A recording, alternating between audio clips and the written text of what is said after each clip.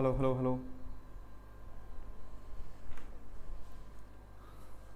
तो स्वागत है आज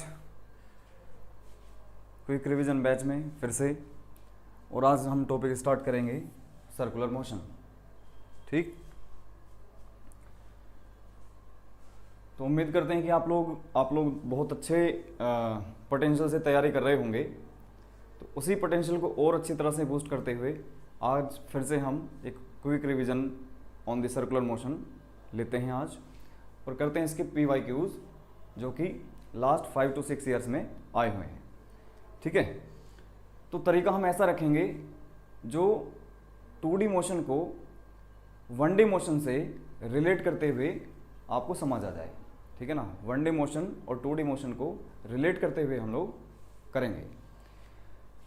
तो इधर हम लेते हैं बेटा 1D मोशन, और इस साइड हम लेकर चलेंगे 2D मोशन में कंपैरिजन। ठीक, तो इसी को बेटा हम कहते हैं ट्रांसलेशनल मोशन। ट्रांसलेशनल मोशन भी कहते हैं, और 2D मोशन को हम या तो आप प्रोजेक्टाइल मोशन भी कह सकते हैं। प्रोजेक्टाइल मोशन भी 2D मोशन है, और साथ ही साथ सर्कुलर मोशन भी is a kind of 2D motion. Clear? तो सर्कुलर मोशन किस चीज का एग्जांपल है, ये हमें पता चला कि it is a kind of 2D motion. Okay,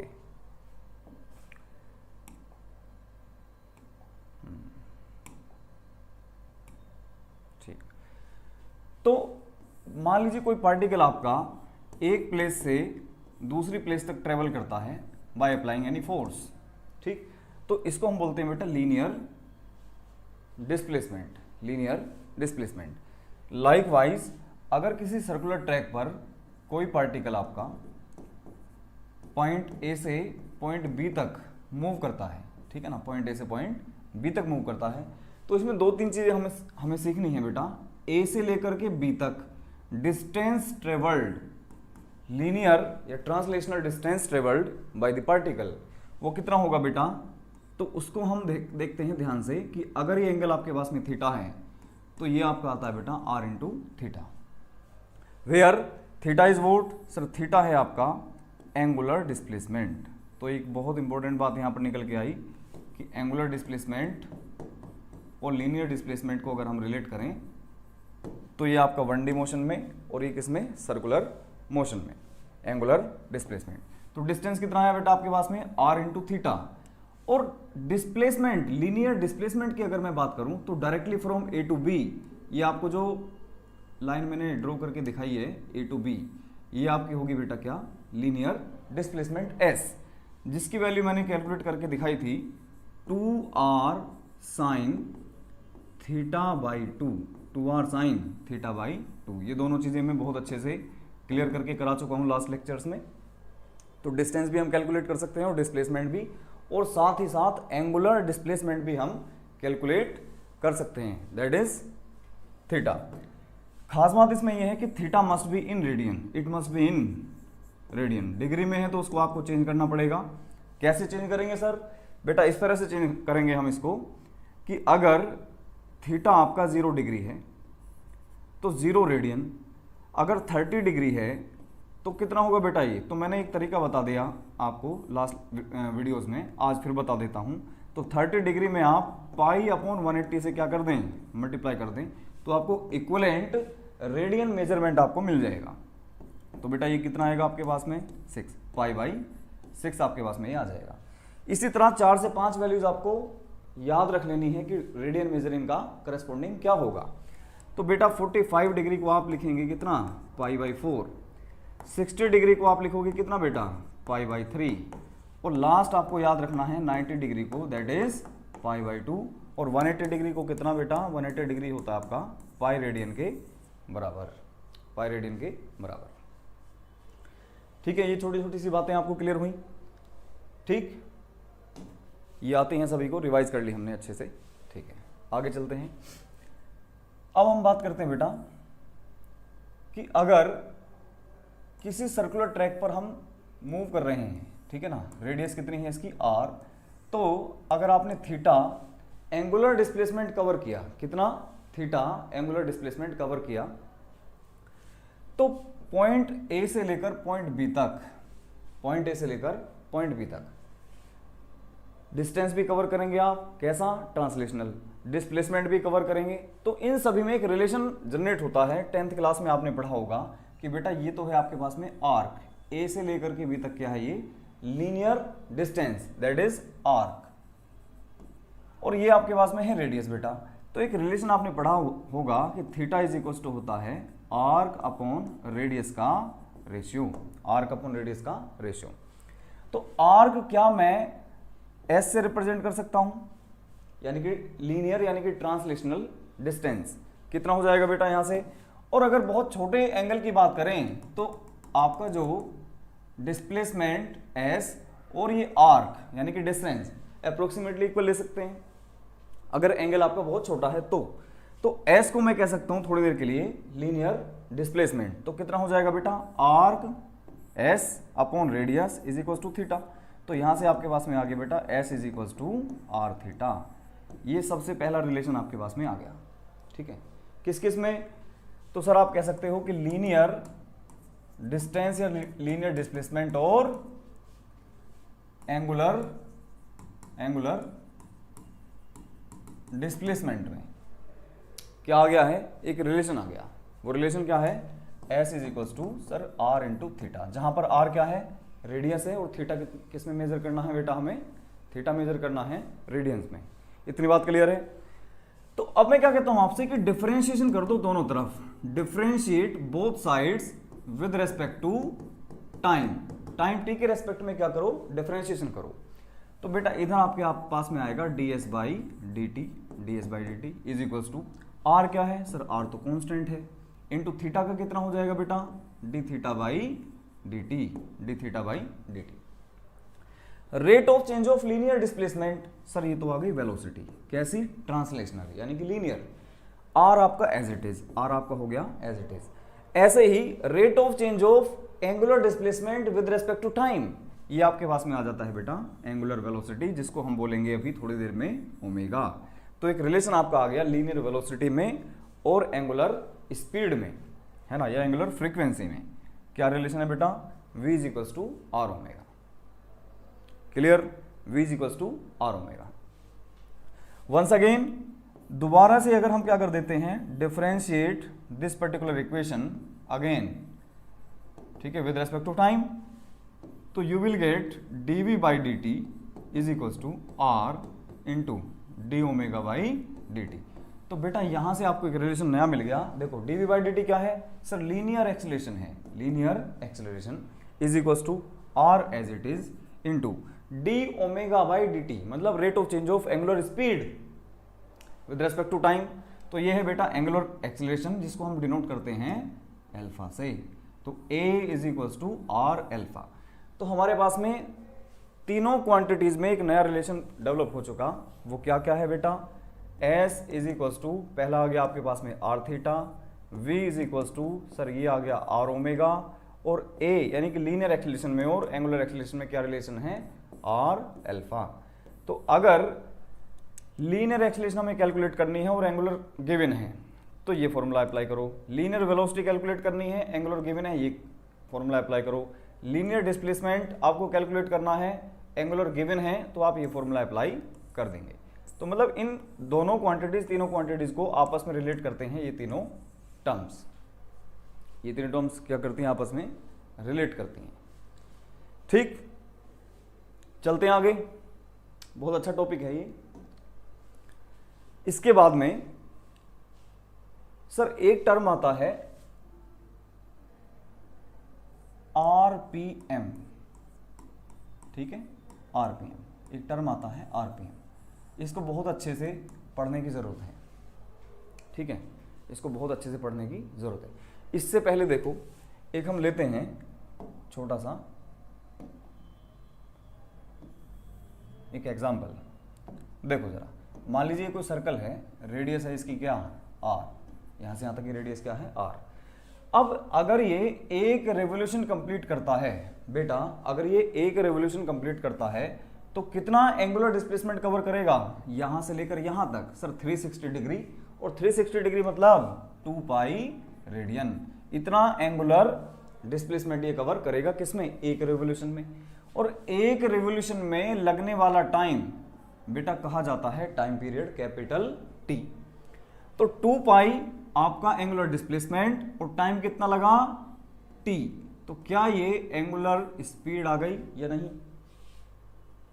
क्या ये एंगुलर स्पीड आ गई मेरे पास में, omega is equal to 2 pi by t. और बेटा एक चीज और मैं बताऊंगा अभी आपको कि नंबर ऑफ रिवोल्यूशंस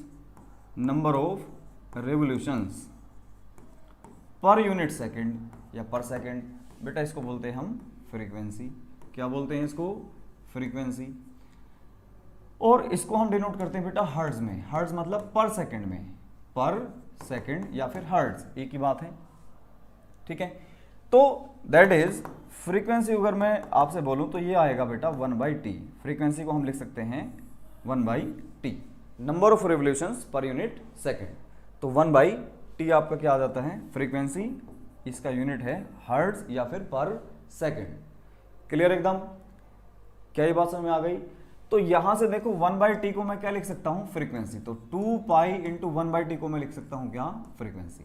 तो omega that is angular frequency में या एंगुलर स्पीड में, और लीनियर फ्रीक्वेंसी यानी कि नॉर्मल फ्रीक्वेंसी में एक रिलेशन आपके पास में आ गया कि ओमेगा इज इक्वल टू क्या सर, 2 पाई एफ। रटने से बेहतर ये है कि हम इसको बहुत अच्छे से कंसेप्ट वाइज अपना कंसेप्ट बना लें, है ना, कंसेप्ट वाइज इसको समझे। तो ओमेगा इज इक्वल टू क्या आ गया बेटा, 2 पाई एफ। अब बात करते हैं बेटा आरपीएम की। आरपीएम क्या चीज है, क्या ये ओमेगा है, एंगुलर स्पीड है, क्या चीज है, या ये आपके पास में फ्रीक्वेंसी गिवन है आपको, सर ये कुछ भी नहीं है। This is simply an information that is number of revolutions per minute, number of revolutions per minute, ठीक है। तो how to convert RPM into omega, सबसे बड़ी बात ये आती है कि how to convert RPM into omega और फ्रीक्वेंसी। एक बार आपने फ्रीक्वेंसी में कन्वर्ट कर लिया तो आप उसको ओमेगा में कन्वर्ट कर सकते हैं इजीली। देखो कैसे, क्या इतनी कहानी समझ में आती है सभी को। इसमें कोई डाउट हो तो मेरे से आप कमेंट करके पूछ सकते हो, मैं बहुत अच्छी तरह से आपको रिवर्ट बैक करूंगा।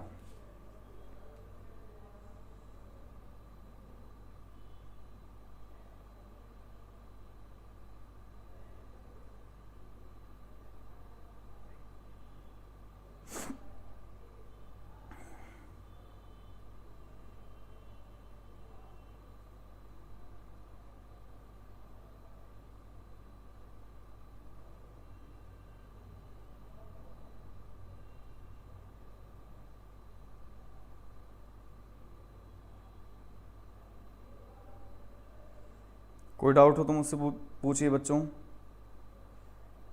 अगर कोई डाउट आपको आता है तो मुझसे आप पूछ सकते हैं। अगर ये बात क्लियर है तो आगे चलते हैं।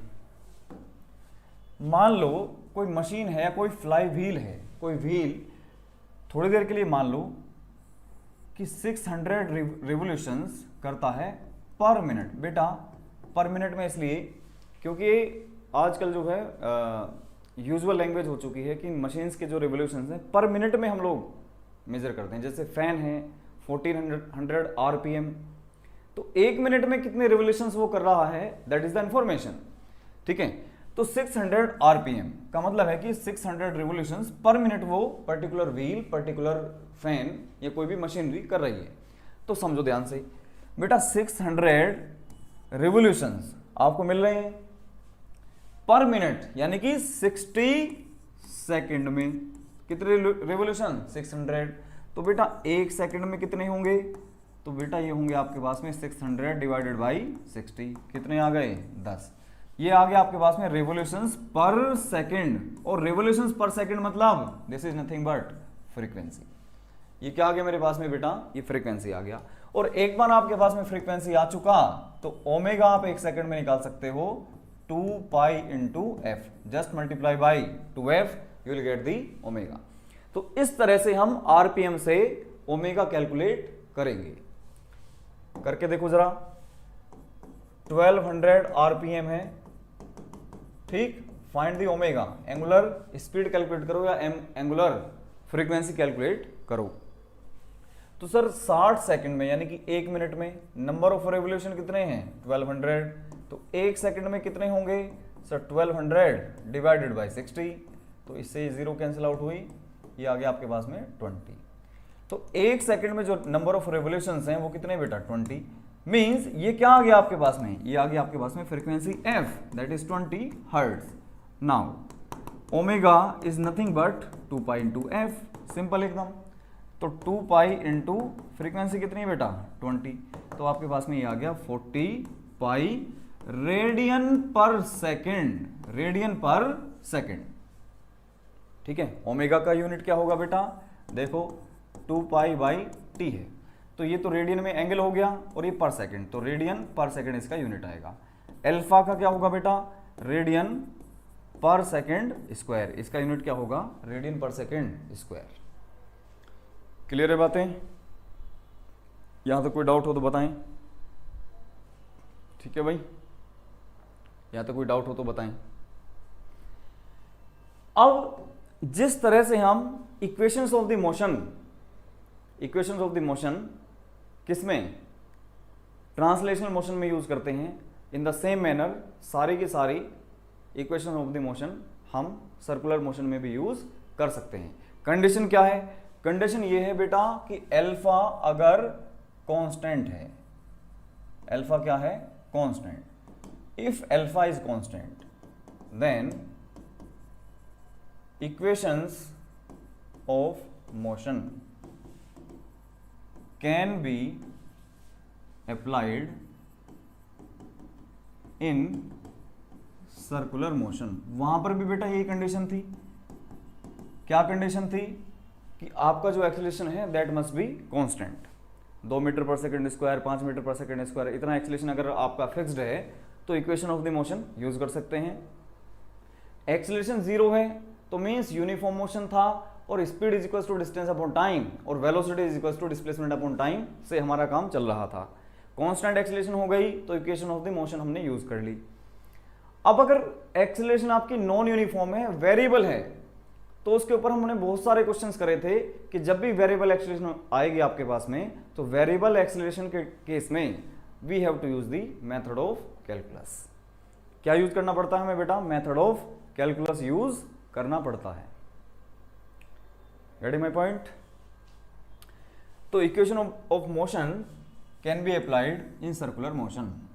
ठीक है, अब सुनो, मान लीजिए कोई पार्टिकल है बेटा, वो इनिशियली रेस्ट से स्टार्ट किया, मतलब इसका जो इनिशियल वेलोसिटी हमने कहा angular initial velocity omega naught, मान लो 0 से, तो ओमेगा नोट कितना आ गया आपके पास में, इनिशियल वेलोसिटी 0। अल्फा की वैल्यू आपको दे दी मान लो 2 रेडियन पर सेकेंड स्क्वायर, ये भी कैसी हो गई, फिक्स्ड हो गई, तो कांस्टेंट हो गई। तो मतलब इसमें हम क्या यूज कर सकते हैं, equation of the motion use कर सकते हैं।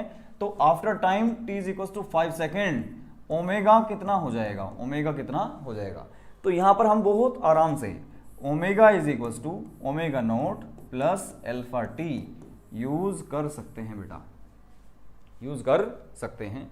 जैसे v is equal to u plus a t था, उसी का देखो बिल्कुल प्रोटोटाइप है, इसी का क्या है प्रोटोटाइप है, इसी इक्वेशन का क्या है ये रेप्लिका इन दी सर्कुलर मोशन। क्लियर है एकदम बात, बहुत अच्छे से ये बात समझ में आई होगी आप लोगों को कि जैसे हमने फर्स्ट इक्वेशन को लीनियर मोशन में यूज किया ऐसे ही हम सर्कुलर मोशन में यूज कर सकते हैं। बहुत अच्छे से क्लियर हुई होगी।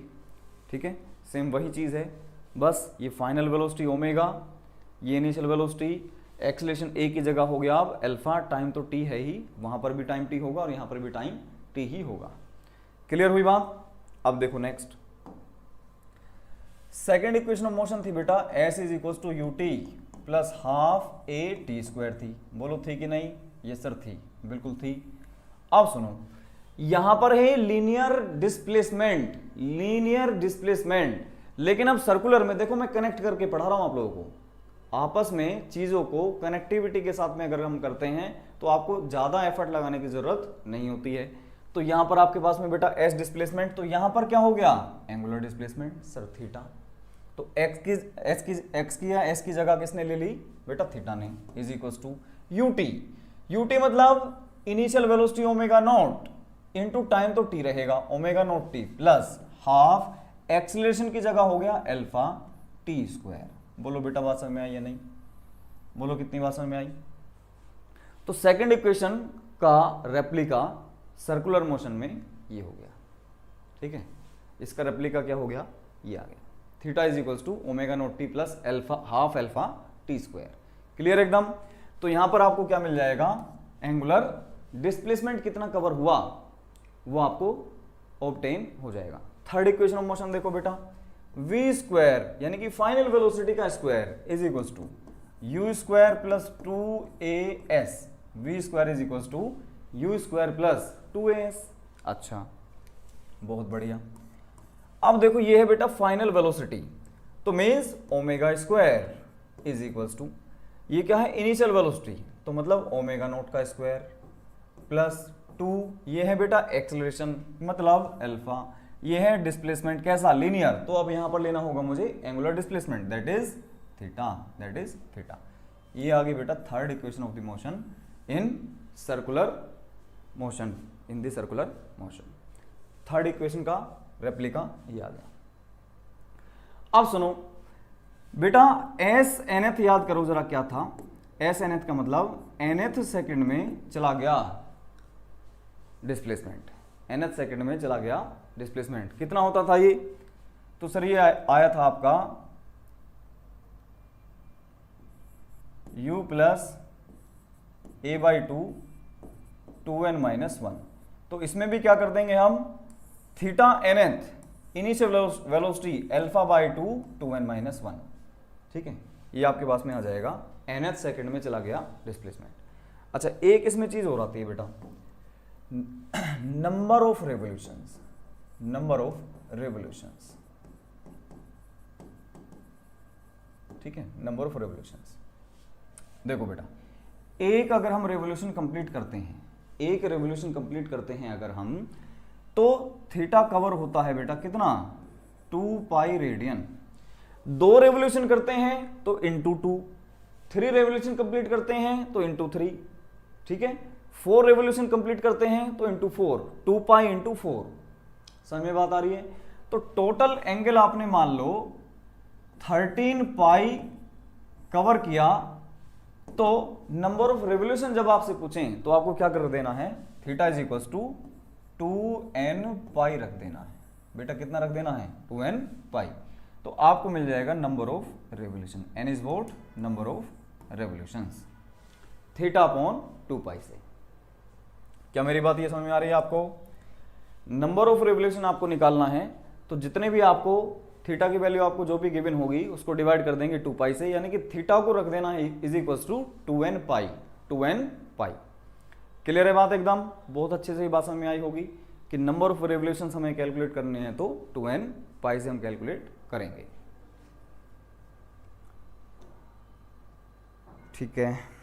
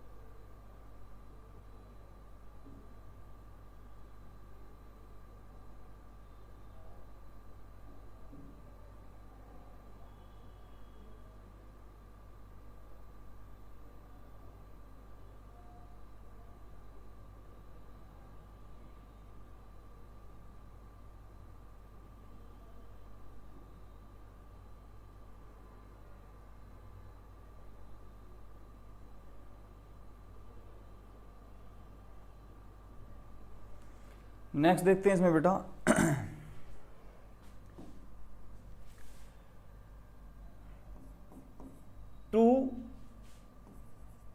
मेंटेन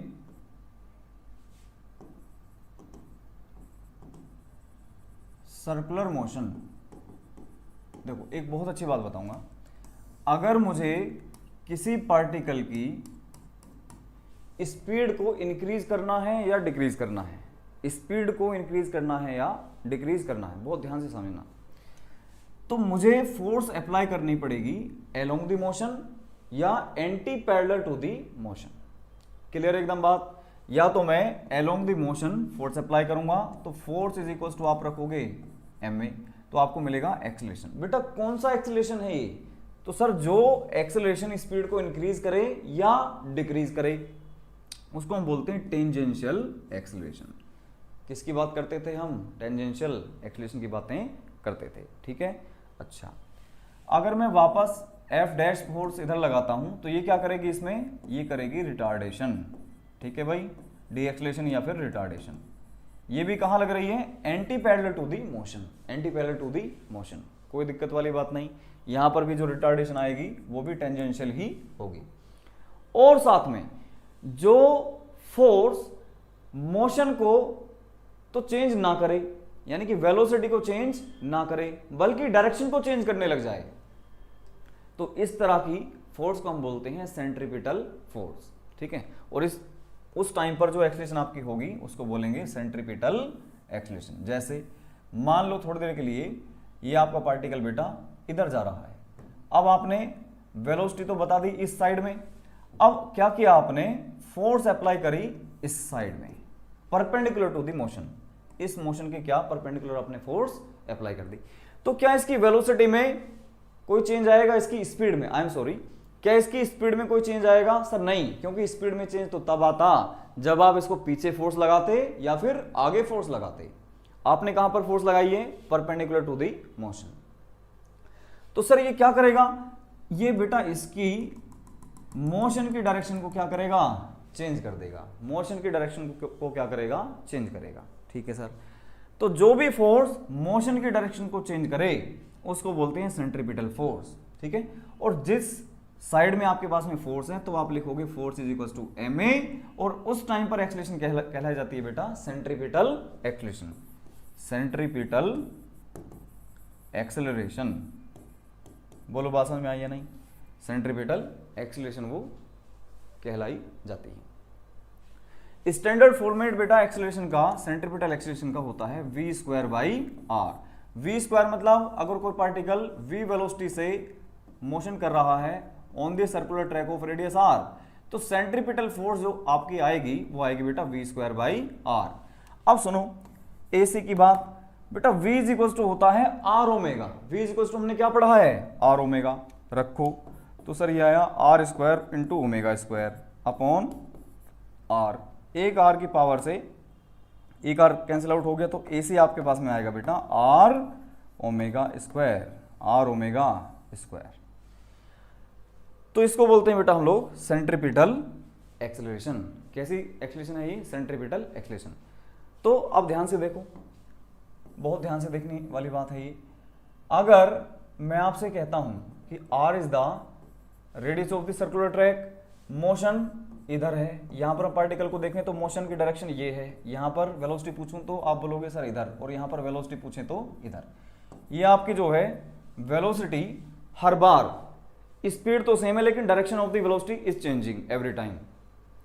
तो मींस यहां पर एक्सेलरेशन प्रेजेंट है, लेकिन कौन सी एक्सेलरेशन प्रेजेंट है बेटा? वो है सेंट्रीपिटल एक्सेलरेशन, जो एवरी टाइम लगती है कहां पर? Towards the centre AC। कितनी वैल्यू है? v square by r. कितनी वैल्यू है? v square by r. और सेंट्रीपिटल फोर्स कितनी sir? m into AC। Centripetal force कितनी? तो ये आएगी बेटा mv स्क्वायर बाई आर। इतनी फोर्स सेंटर की तरफ लगती है कब? जब भी कोई पार्टिकल आपका मोशन करता है ऑन द सर्कुलर ट्रैक। तो to maintain the circular motion the required force to keep the particle on this particular track, the needed force is said to be centripetal force. ध्यान से समझना इस चीज को। अगर मैं इसको एक रस्सी से बांध के रखता हूं और घुमा रहा हूं, तो रस्सी में जो टेंशन आएगी that will provide the necessary amount of centripetal force. अगर मैं रस्सी को कट कर दूं यहां पर, तो ये इसी के टेंजेंट पर, इसी टेंजेंट पाथ पर आपका पार्टिकल चला जाएगा। अगर आपकी रस्सी यहां पर टूटी, मान लीजिए यहां पर आपने रस्सी को ब्रेक किया, तो इस वाले डायरेक्शन में पार्टिकल आपका चला जाएगा। मतलब ये क्यों गया? क्योंकि आपने एक्सीलरेशन, सेंट्रीपिटल फोर्स खत्म कर दी है। यहां पर अगर आपकी रस्सी टूटती है, यहां पर आपने ब्रेक कर दी, तो पार्टिकल आपका ऐसे चला जाएगा। क्यों चला गया? क्योंकि यहां पर जो नीडेड सेंट्रीपिटल फोर्स थी वो आपने खत्म कर दी। तो to maintain the circular motion necessary force is required, that is called as the centripetal force. Clear हुई बात एकदम? तो वो जो सेंट्रीपिटल फोर्स है वो different different kind of the forces हमें प्रोवाइड करती हैं। जैसे मैंने एक पार्टिकल को एक रस्सी से बांधा, तो इस पार्टिकल को नेसेसरी सेंट्रीपिटल फोर्स कौन देगी बेटा? टेंशन। तो यहां पर टेंशन इज इक्वल टू क्या हो गई बेटा? mv²/r। यहां पर टेंशन किसकी काम करेगी? mv²/r का काम करेगी। ठीक है सर। अगर ये हम अर्थ की बात करें और ये बेटा आपके पास में मून है, इन दोनों के बीच में डिस्टेंस ही मान लीजिए r, तो मून आपका अर्थ के चारों तरफ रिवॉल्व कर रहा है। तो यहां पर जो necessary centripetal force that is required to keep the motion as the circular motion, तो वो होगी बेटा gravitational force, force of gravitation. कितनी? g mass of earth, mass of moon, ठीक है, divide by distance between them का square, it will be equals to the centripetal force in this particular case. Clear एकदम? Likewise, inside the atom, तो electrostatic force will behave like the centripetal force to keep the electrons in the circular motion. ठीक है, तो different aspect हमने देखे किसके? Centripetal force की। अगर हम विद रेस्पेक्ट टू बेटा ग्राउंड देख रहे हैं, ये बातें कहां पर हो रही हैं? अगर हम बाहर से बैठ करके ये सारे सिस्टम को देख रहे हैं, ठीक है, सारे सिस्टम को कहां से देख रहे हैं? हम बाहर से बैठ करके देख रहे हैं। ठीक है, तो ये फोर्स कहलाती है सेंट्रीपिटल फोर्स। क्लियर? लेकिन अगर मैं इस रिवॉल्विंग पार्टिकल जो कि v वेलोसिटी से ऐसे मोशन कर रहा है, कैसा मोशन बेटा? सर्कुलर मोशन, और यहां पर आप जाकर के बैठ जाते हो, ऑब्जर्वर को आप यहां पर बैठा देते हो, तो इस टाइम इस ऑब्जर्वर को एक नया ही एक्सपीरियंस होगा। वो क्या कहेगा कि सर मुझे तो बाहर की तरफ एक फोर्स एक्सपीरियंस हो रही है। सर कैसे? एग्जाम्पल करके दिखाओ, जरा एग्जाम्पल लेके दिखाओ। तो लो बेटा, कभी आपने शादी अटेंड करी होगी, ये सर, वहां पर जब वरमालाएं पहलाई जाती हैं, तो आजकल ये ट्रेंड है कि घूमती हुई डिस्क के ऊपर दूल्हा और दुल्हन क्या करते हैं? वरमाला एक दूसरे को डालते हैं। क्या हो अगर इसकी स्पीड, रोटेशन की जो स्पीड है वो हम बढ़ा दें, तो उनके साथ में क्या होगा? ठीक है, गिर जाएंगे। क्यों गिरेंगे? Due to the a kind of force. उस फोर्स की अभी थोड़ी देर में बात करेंगे। मान लो ये आपके पास में कोई डिस्क है और ये रिवॉल्व कर रही है बेटा ओमेगा से। सुनना ध्यान से, अगर मैं यहां पर एक कॉइन रख देता हूं, एक छोटा सा कॉइन रख देता हूं, रख दिया, बहुत धीरे धीरे आप इसको घुमा रहे हो, कॉइन के ऊपर कोई फर्क नहीं पड़ रहा। ध्यान से इसको फील करना जरा। इसको मैं और थोड़ा सा तेज घुमाने की कोशिश करता हूं, तो धीरे धीरे आपको ऐसा महसूस होगा कि जो ये सिक्का है, जो कॉइन है, ये बाहर की तरफ फिसलना स्टार्ट कर देगा। क्यों? क्या आपने इसको खींचा है? नहीं सर। इट मीन्स इस घूमते हुए डिस्क की वजह से इस पर कोई ना कोई फोर्स बाहर की तरफ एक्शन में आई है। क्यों आई है? क्योंकि आप यहां पर फ्रेम ऑफ रेफरेंस लेकर बैठे हो अभी इस समय। अगर फ्रेम ऑफ रेफरेंस यहां पर आप एज्यूम करते हो, ठीक है, तो यहां पर आपको बेटा एक्सपीरियंस होगी सेंट्रीफ्यूगल फोर्स। ये कौन सी फोर्स से बाहर की तरफ जाएगा? सेंट्रीफ्यूगल फोर्स की वजह से, सेंट्रीफ्यूगल फोर्स की वजह से। तो सेंट्रीफ्यूगल फोर्स और सेंट्रीपिटल फोर्स मैग्नीट्यूड वाइज दोनों सेम है, लेकिन अंतर है तो सिर्फ फ्रेम ऑफ रेफरेंस का। अगर आप विद रेस्पेक्ट टू ग्राउंड देखोगे तो आपकी सेंट्रीपिटल फोर्स होगी, और अगर उसी पार्टिकल पर जाकर आप बैठ जाओगे, यानी कि उसी के रेस्पेक्ट में देखोगे, तो आपको इसकी जो डायरेक्शन है वो चेंज होकर बाहर की तरफ मिलने लगेगी। That is called as the centrifugal force, that is due to the centrifugal force. Clear? ठीक है। और देखो, मान लो यहां से आपने एक रस्सी में एक पत्थर को बांधा और v वेलोसिटी से आप इसको क्या कर रहे हो, रोटेट कर रहे हो। ठीक है, रोटेट कर रहे हो। ठीक है, तो अब यहां पर जो बेटा टेंशन है वो तो प्रोवाइड कर रही है क्या, नेसेसरी सेंट्रीपिटल फोर्स। अगर आप यहां पर जाकर के बैठ जाओ, अगर आप यहां पर जाकर बैठो तो आपको जो फोर्स महसूस होगी वो होगी आउटसाइड, और कितनी, equivalent to the centripetal force, क्योंकि आपको इधर बैलेंस करना है। अगर आप ये देखो कि सर अंदर की तरफ टेंशन है, तो टेंशन की वजह से ये अंदर आ जाना चाहिए, इसका मतलब ये बैलेंस्ड क्यों है, ये इसी फिक्स्ड डिस्टेंस पर क्यों रिवॉल्व कर रहा है, क्योंकि एक बाहर की तरफ फोर्स एक्शन में आ गई है, जिसको बोलते हैं बेटा सेंट्रीफ्यूगल फोर्स, सेंट्रीफ्यूगल फोर्स। तो यहां पर टेंशन इज इक्वल टू क्या आ गई बेटा, mv²/r। ठीक है, तो बाहर की तरफ सेंट्रीफ्यूगल, अंदर की तरफ सेंट्रीपिटल। सेंट्रीपिटल का काम कौन कर रहा है, T। सेंट्रीफ्यूगल की वैल्यू कितनी, mv²/r। ये सिस्टम रहता है प्रॉपर। ठीक है, ये सिस्टम रहता है प्रॉपर। तो बच्चों को ये ही क्लियर नहीं होता कि सेंट्रीफ्यूगल भी कोई अलग फोर्स होती है क्या। अब एक एग्जांपल 9th 10th में एक बहुत प्यारा सा एग्जांपल होता है कि हम एक डब्बे को लेते हैं, उसको पानी से फिल कर देते हैं, किया, ये इसका पकड़ने का जो हैंडल है, और इसको यहां से पकड़ के और बेटा रोटेट कर देते हैं इस तरह से। तो ये कहते हैं कि हम इसको अगर इस तरह से घुमा रहे हैं तो टॉप मोस्ट पॉइंट पर जाकर के पानी नीचे क्यों नहीं गिरता, पानी नीचे क्यों नहीं गिरता। तो स्पीड कम करके देख लो, गिर जाएगा। तो तब तक नहीं गिरेगा जब तक ध्यान से देखना, तब तक नहीं गिरेगा जब तक कि नीचे वाला जो वेट है mg पानी का, और ऊपर वाली सेंट्रीफ्यूगल फोर्स, जब तक सेंट्रीफ्यूगल फोर्स mg से ज्यादा होगी तो पानी नीचे नहीं गिरेगा। तो अगर mv²/r is greater than mg, तो बेटा आपका पानी नहीं गिरेगा, अदरवाइज पानी आपका नीचे गिर जाएगा। स्पीड कम करके देख लीजिए, पानी नीचे गिरना ही गिरना है। जब अगर आप स्पीड तेज रखोगे रोटेशन की तो पानी नहीं गिरेगा। क्यों? क्योंकि ऊपर की तरफ एक एक्स्ट्रा फोर्स आपको फील हो जाएगी, दैट इज सेंट्रीफ्यूगल फोर्स। क्या ये बात आपको समझ में आती है या नहीं? तो अब क्लियर हो गया कि सेंट्रीपिटल एक अलग चीज है और सेंट्रीफ्यूगल फोर्स अलग चीज है। क्लियर?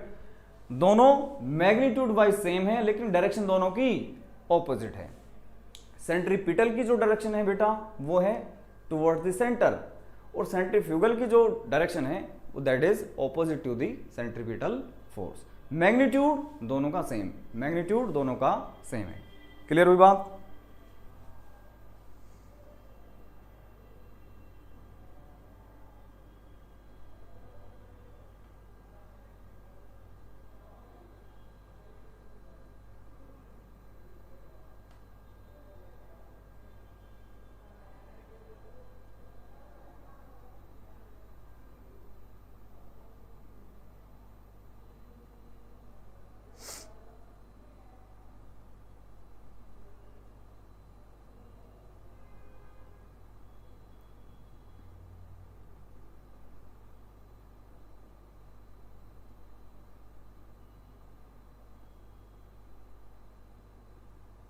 देखो पीएमटी में क्वेश्चन आया हुआ है,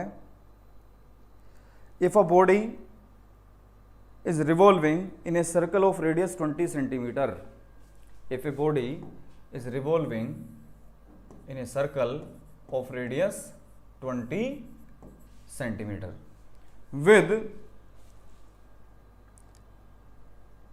एंगुलर वेलोसिटी 10 रेडियन पर सेकेंड, एंगुलर वेलोसिटी 10 रेडियन पर सेकेंड। सुनो ध्यान से, अगर मुझसे कह देते कि सर ये तो 600 आरपीएम से रोटेट कर रही है, अच्छा, तो आरपीएम से पहले मैं क्या निकालता, फ्रीक्वेंसी। कैसे कि सर 600 रिवोल्यूशंस कितनी देर में, 60 सेकंड में, तो एक सेकंड में कितना, 10 रिवोल्यूशंस। 10 रिवोल्यूशंस आ गए तो मीन्स आपके पास में क्या आ गई, फ्रीक्वेंसी आ गई। फ्रीक्वेंसी आ गई तो आपको ओमेगा मिल जाती, कितनी बेटा, 2 पाई एफ से, तो 2 पाई इंटू 10, 20 पाई आपको क्या मिल जाता, ओमेगा। अब बहुत अच्छे इंसान है, इन्होंने ओमेगा डायरेक्टली दे दिया। कैसे पता चला कि ओमेगा है? सर यूनिट से, रेडियन पर सेकेंड, रेडियन पर सेकेंड मुझे यूनिट दे दिया, तो इससे हमने पहचान लिया कि this is nothing but omega. अच्छा, यह है 20 सेंटीमीटर, तो बेटा रेडियस आपके पास में आ गया 20 सेंटीमीटर मतलब 0.2 मीटर। यहां तो कोई दिक्कत? तो आपसे पूछी है कि linear velocity of the particle कितनी होगी। देखो कितना आसान सवाल पूछा है पीएमटी में कि इसकी लीनियर वेलोसिटी कितनी होगी। तो आप simply v is equal to r omega apply करो and find out the linear velocity. कितना आंसर आ गया? 2 मीटर पर सेकेंड। भाई साहब कितना आंसर आसान है, देखो कितना क्वेश्चन आसान था। 2 मीटर पर second will be the linear velocity of the particle.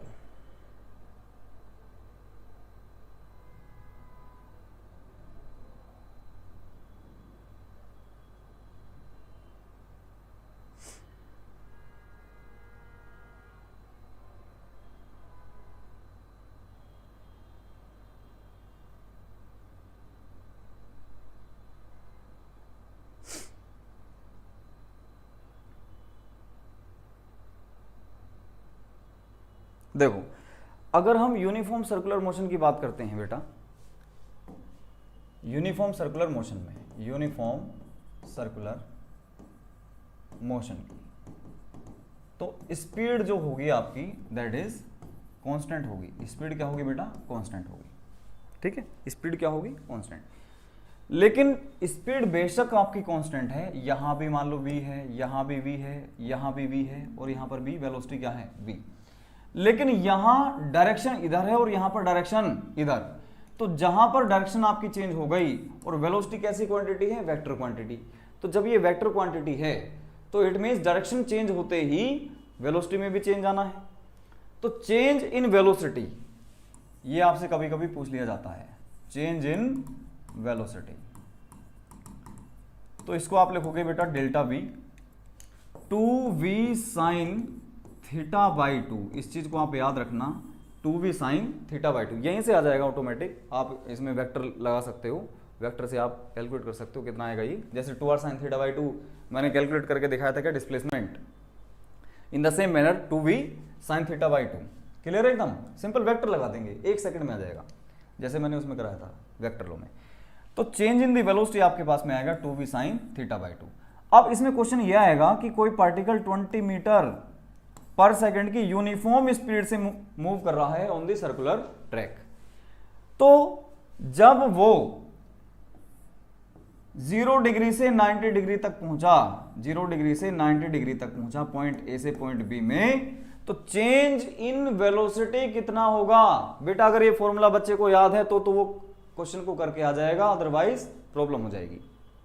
ठीक, तो बेटा चेंज इन वेलोसिटी मैंने बता दिया आपको, 2 इंटू वेलोसिटी बोल 20 into sine theta by 2। Theta कितना है रे? 90 बाई 2 मतलब 45। क्लियर हुई बात या नहीं? तो यह है आपके पास में 40 इंटू इसकी वैल्यू आएगी 1/√2। तो 20√2 आपके पास में मीटर पर सेकंड का चेंज उसकी वेलोसिटी में आ जाएगा।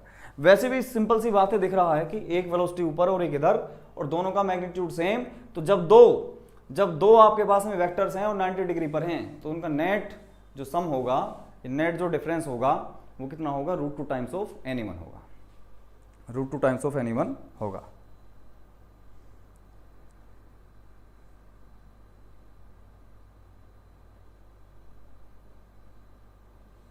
अच्छा चलो इसी क्वेश्चन को एक बार और करते हैं कि अगर हम सेमी सर्कुलर ट्रैक को कंप्लीट करते हैं with the same velocity 10 metre per second से या 20 मीटर पर सेकंड से, तो चेंज इन दी वेलोसिटी बताओ, चेंज इन दी वेलोसिटी बताओ। तो डेल्टा वी बेटा आपके पास में आएगा 2 into v into sine theta by 2।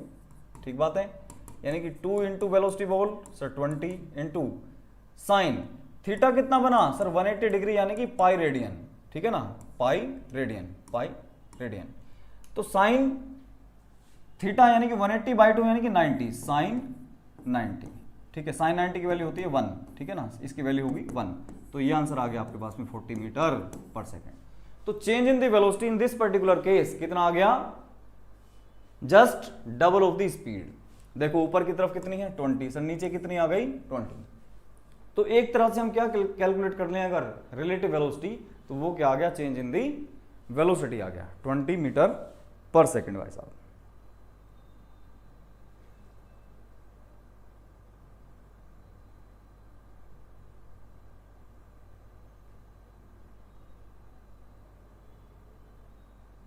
देखो बेटा पंजाब पीएमटी में 2000 में क्वेश्चन पूछा गया है,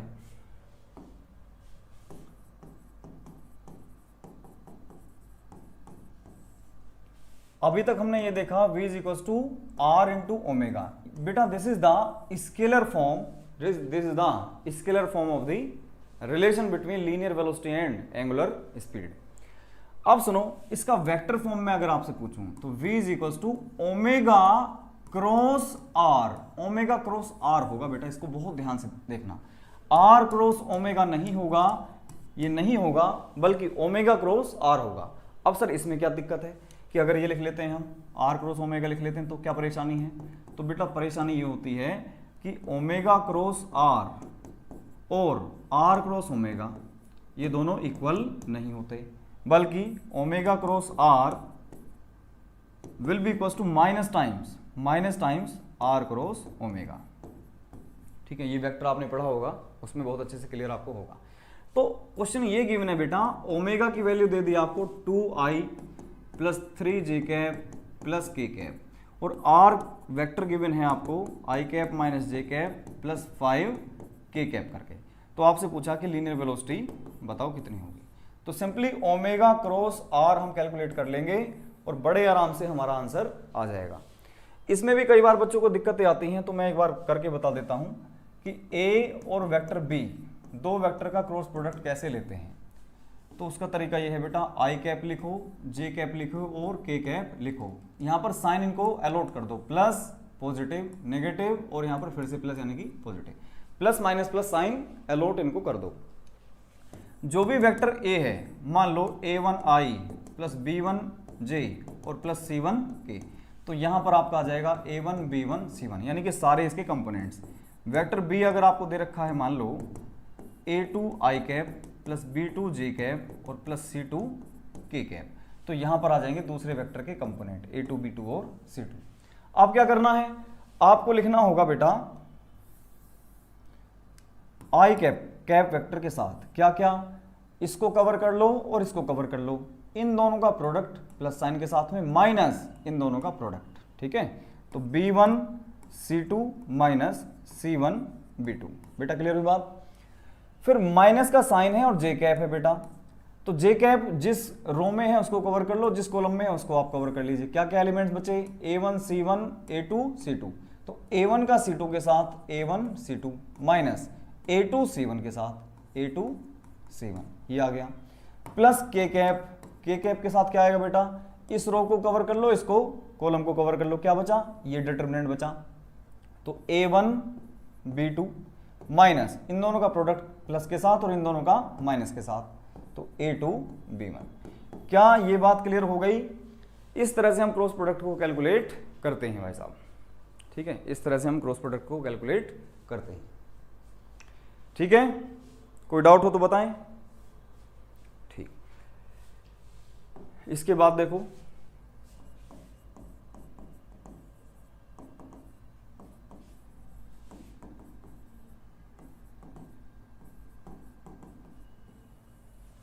मोशन इन वर्टिकल सर्कल।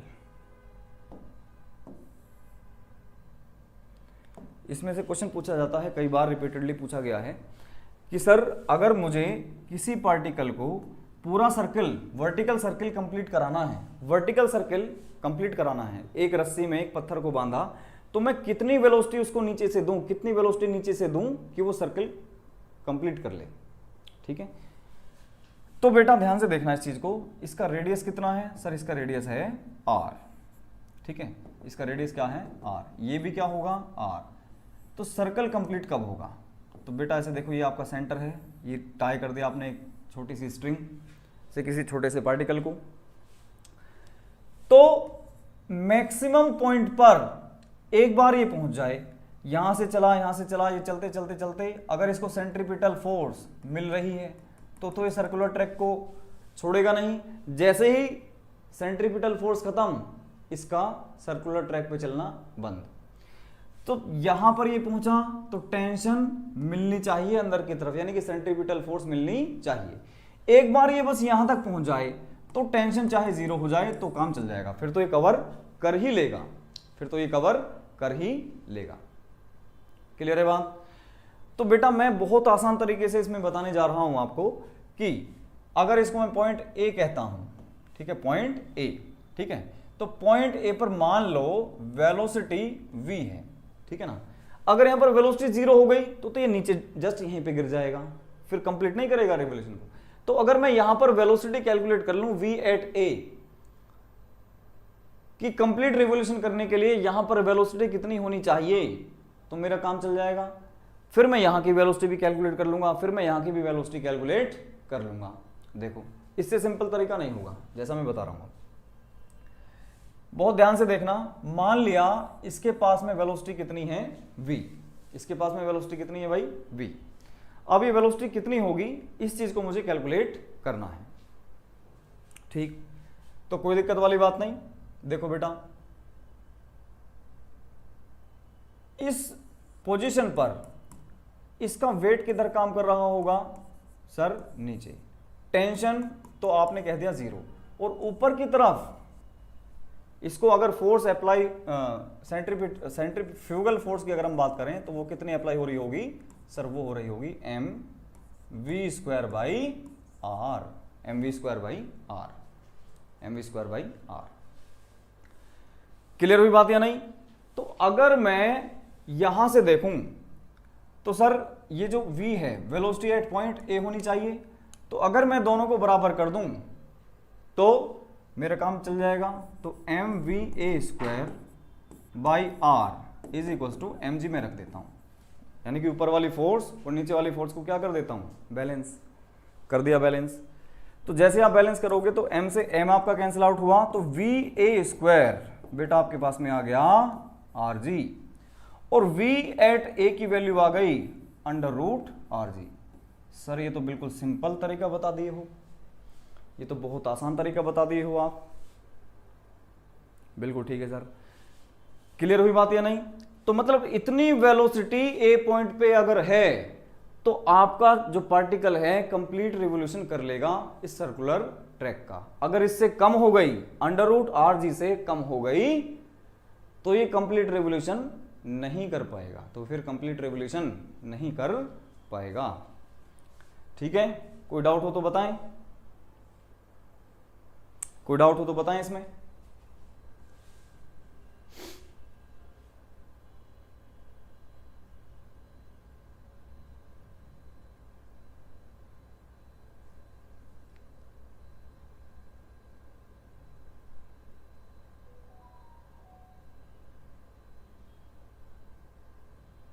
मिलेगा, इससे सिंपलेस्ट मेथड नहीं मिलेगा।